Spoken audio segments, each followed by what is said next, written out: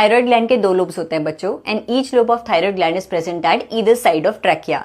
अच्छा, जो ये दोनों लोब्स हैं they are connected with the help of thin flap of connective tissue called as isthmus। जो ये थायराइड ग्लैंड है इसके पास थायराइड फॉलिकल्स और स्ट्रोमल टिश्यूज मौजूद होते हैं। जो थायराइड फॉलिकल्स है बच्चों, इसके अंदर मौजूद होते हैं follicular cells which encloses a cavity. Follicular cells thyroid hormone secrete करते हैं। कौन से हार्मोन्स? दो टाइप के हार्मोन्स होते हैं, टेट्रा आइडोथायरोनिन जिसे कि T4 या फिर थायरोक्सिन हार्मोन भी कहते हैं, एंड ट्राई आइडोथायरोनिन। बॉडी में इन थायराइड हार्मोन्स के प्रोडक्शन के लिए आयोडीन का होना बहुत ज्यादा जरूरी है। अगर हमारी बॉडी में आयोडीन की कमी हो गई तो थायराइड हार्मोन सफिशिएंट अमाउंट में प्रोड्यूस नहीं हो पाएंगे और एक कंडीशन क्रिएट हो जाएगी जिसे कहते हैं हाइपोथायरॉयडिज्म। इस हाइपोथायरॉयडिज्म का सबसे बड़ा सिम्टम होता है enlargement of the thyroid gland.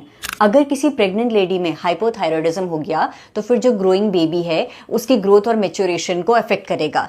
It can lead to stunted growth of the baby, जिस कंडीशन को क्रेटिनिज्म कहते हैं। बेबी में मेंटल रिटार्डेशन हो सकती है, एबनॉर्मल स्किन हो सकती है, लो इंटेलिजेंस हो सकता है।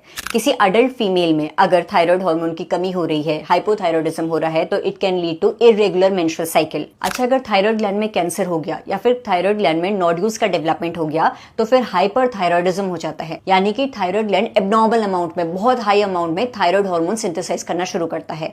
इस हाइपरथायरॉयडिज्म की एक फॉर्म है जिसे कहते हैं एक्सोफ्थेल्मिक गॉइटर या फिर ग्रेव्स डिजीज।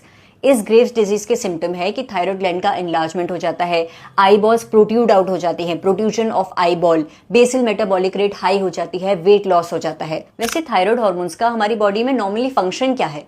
इसका फंक्शन है कि हमारी बेसल मेटाबॉलिक रेट को रेगुलेट करना, कार्बोहाइड्रेट, फैट, प्रोटीन के मेटाबॉलिज्म को कंट्रोल करना। थायराइड हार्मोन्स आरबीसी फॉर्मेशन में भी मदद करते हैं। It helps in maintenance of water and electrolyte balance in our body. इसके अलावा थायराइड ग्लैंड एक हार्मोन सेक्रेट करते हैं जिसे कहते हैं thyrocalcitonin which regulates blood calcium level.